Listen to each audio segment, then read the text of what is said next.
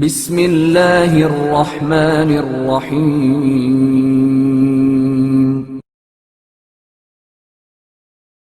باب الحوائج، امام موسیٰ کاظم علیہ السلام کی شہادت۔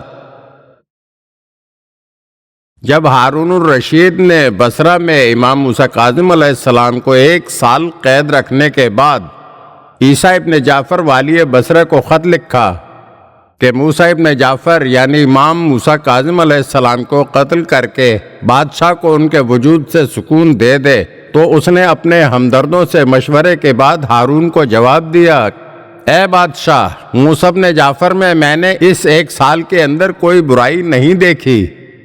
یہ شب و روز نماز روزے میں مشغول و مصروف رہتے ہیں، عوام اور حکومت کے لیے دعائے خیر کیا کرتے ہیں اور ملک کی فلاح و بہبود کے خواہش مند ہیں۔ بھلا مجھ سے کیوں کر ہو سکتا ہے کہ میں انہیں قتل کر کے اپنی عاقبت بگاڑوں؟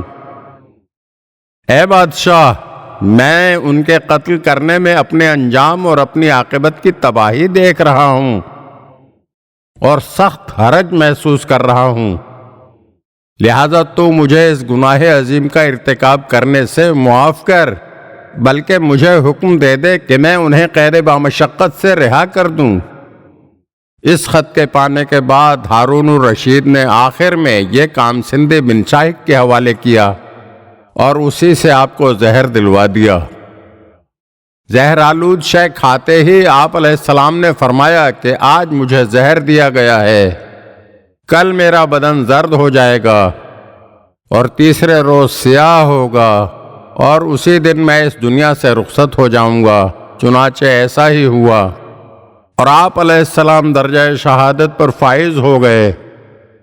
آپ علیہ السلام کی وفات حسرت آیات 25 رجب المرجب سن 183 ہجری یوم جمعہ واقع ہوئی۔ آپ کی عمر عزیز اس وقت 55 سال تھی۔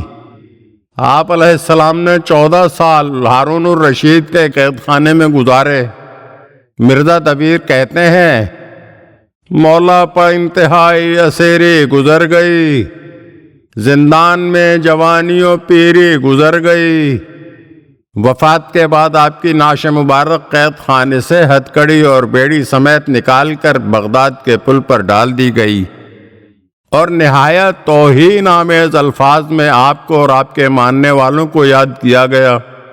لوگ اگرچہ بادشاہ کے خوف سے نمایاں طور پر مزاحمت کی جرأت نہ کرتے تھے، تاہم ایک گروہ نے جس کے سردار سلیمان ابن جعفر ابن ابی جعفر تھے، ہمت کی اور نعش مبارک دشمنوں سے چھین کر غسل و کفن کا بندوبست کیا۔ 2500 کا قیمتی ایسا کفن دیا جس پر پورا قرآن مجید لکھا ہوا تھا۔ نہایت تذوق و احتشام سے جنازہ لے کر چلے۔ ان لوگوں کے گریبان غم امام مظلوم میں چاک تھے۔ یہ انتہائی غم و الم کے ساتھ جنازے کو لے کر مقبرہ قریش میں پہنچے تو حضرت امام علی رضا علیہ السلام نماز و دفن کے لیے مدینے سے باعجاز پہنچ چکے تھے۔ آپ علیہ السلام نے نماز پڑھائی اور اپنے والد ماجد کو سپرد خاک فرمایا۔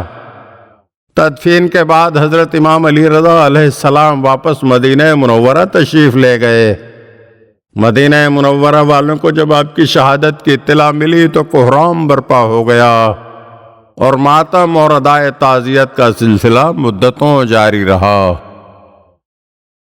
اگر آپ ہمارے چینل کی نئی ویڈیوز دیکھنا چاہتے ہیں تو ہمارے چینل کو سبسکرائب کریں اور گھنٹی کے بٹن کو دبائیے تاکہ ہر آنے والی ویڈیو آپ کو جلد موصول ہو سکے۔ اور ہاں، لائک اور شیئر ضرور کیجیے اور اپنے قیمتی کمنٹ سے ہمیں آگاہ کیجیے۔ شکریہ۔